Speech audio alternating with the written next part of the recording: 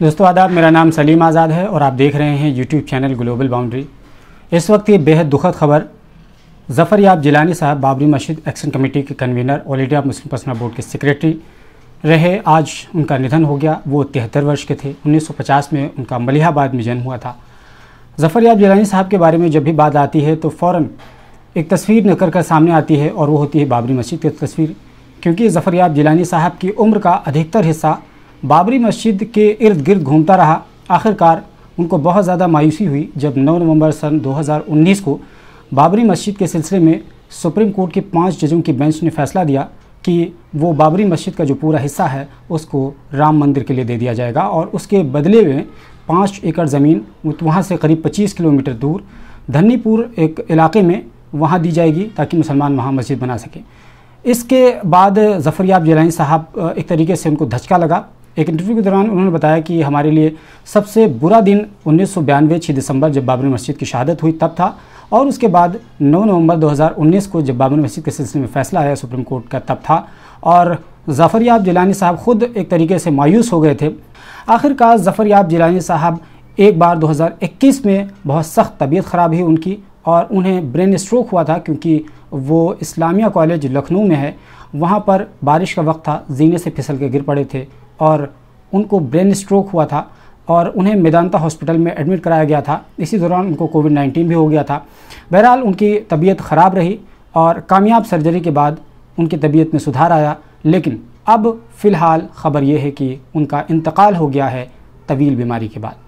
ये तो थोड़ा सा ब्रीफ इंट्रोडक्शन रहा। अब आइए आपको थोड़ा सा बताते हैं कि ज़फ़र याब जिलानी साहब उनका बचपन कैसा रहा और उनकी जवानी कैसी रही, उनका बुढ़ापा कैसा रहा। दरअसल ज़फ़र याब जिलानी साहब की बात करें तो उनके वालिद बंटवारे के दौरान 1947 में पाकिस्तान चले गए थे, लेकिन वो ख़ुद बताते हैं कि 1948 में वो शादी करने के लिए हिंदुस्तान वापस आ गए थे, क्योंकि आपको पता है कि जो भी हिंदुस्तान से पाकिस्तान गए वो वहाँ मुहाजिर कहलाए। और आज भी मुहाजिर और पाकिस्तानियों के दरमियान इतना ज़्यादा भेदभाव है कि वहाँ कोई अपनी लड़की देने के लिए मुहाजिरीन को तैयार नहीं होता था। यही कारण है कि उनके पिता को शादी करने के लिए हिंदुस्तान वापस आना पड़ा।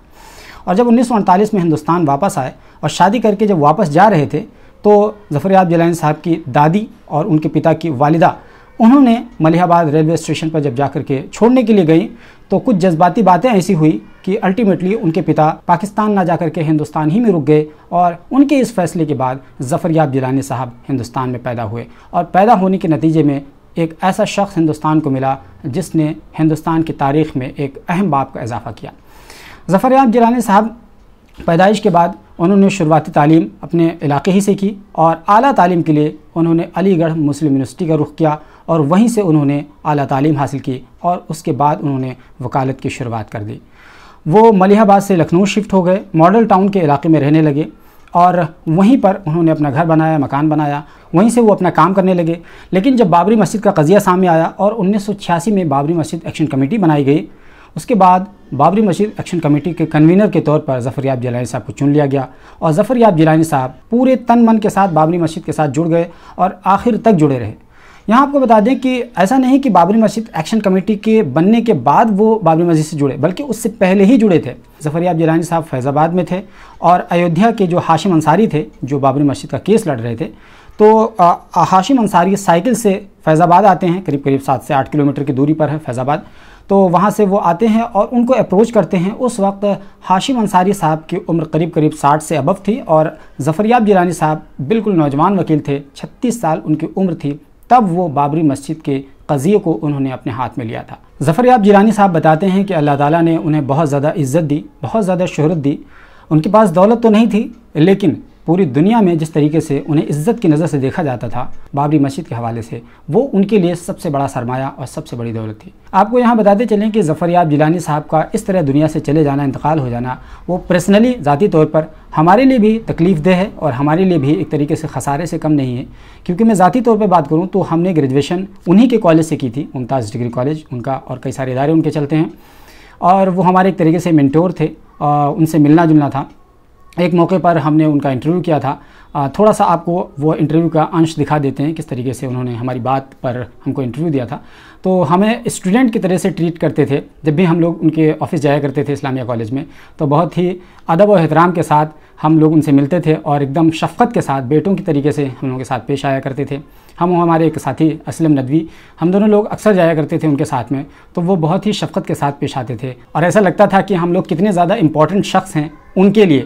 यहाँ तक कि उनके ऑफिस में दूर दराज से लोग आकर के, बड़े बड़े लोग बैठे हुआ करते थे, लेकिन उसके बावजूद हम लोगों के साथ बहुत ही तवज्जो के साथ बातचीत करते थे, हम लोगों को बहुत ज़्यादा तवज्जो देते थे, हंस हंस की बातें किया करते थे, खबर खैरियत पूछते थे। आप कह सकते हैं कि वो हम लोगों के साथ बहुत ज़्यादा शफ़क़त के साथ पेश आते थे। यही वजह है कि जब आज उनके इंतकाल की खबर हमने सुनी तो ज़ाती तौर पर मुझे बड़ा झटका सा लगा और हम दिल से चाहते हैं कि अल्लाह ताला उनकी लग़्ज़िशात को माफ़ फरमाए और अल्लाह ताला उनके साथ करम, रहम और मग़फ़िरत का मामला फ़रमाए। दोस्तों, आपको बताते चलें कि ज़फ़रयाब जिलानी साहब न केवल एक शख्स थे, बल्कि वो एक अहद थे, एक शख्सियत थे, अपने आप में एक अंजुमन थे। उन्होंने दीन का बहुत ज़्यादा काम किया, मिल्लत के लिए बहुत ज़्यादा मुफीद साबित हुए, क्योंकि उन्होंने मिल्लत के नौनिहालों की तालीम को संवारने के लिए कई सारे इदारे बनाए। आपको याद है, Islamia degree college, Mumtaz PG college, Aminabad में गर्ल्स कॉलेज और इस तरह से यतीम खाना और कई सारे इदारे। आप कह सकते हैं कि ज़फ़रयाब जिलानी साहब की बदौलत हज़ारों नहीं बल्कि लाखों मुस्लिम नौजवान तालीम के ज़ेवर से आरास्ता हुए। ज़फ़रयाब जिलानी साहब इसके इतर वो एडिशनल एडवोकेट जनरल भी रह चुके हैं। समाजवादी पार्टी ने उन्हें इस ओहदे से सरफराज किया था। वो इलाहाबाद हाई कोर्ट बेंच के एडिशनल एडवोकेट जनरल थे और इस तरीके से उन्होंने कई सारे बड़े बड़े ओहदों पर फाइज रहने के साथ ही उम्मत मुस्लिमा के लिए बहुत ज़्यादा मुफीद काम किए। और आखिरकार आज जब वो इस दुनिया को छोड़कर चले गए तो हम सब के लिए एक सबक है कि ज़िंदगी ऐसी जियो कि दुश्मनों को रश्क हो और मौत हो ऐसी कि दुनिया देर तक मातम करे। ज़फ़रयाब जिलानी साहब के बारे में आपकी क्या राय है, हमें कमेंट बॉक्स में ज़रूर बताइए और हमारे चैनल पर पहली बार आए हैं तो ज़रूर सब्सक्राइब कर लीजिए। शुक्रिया।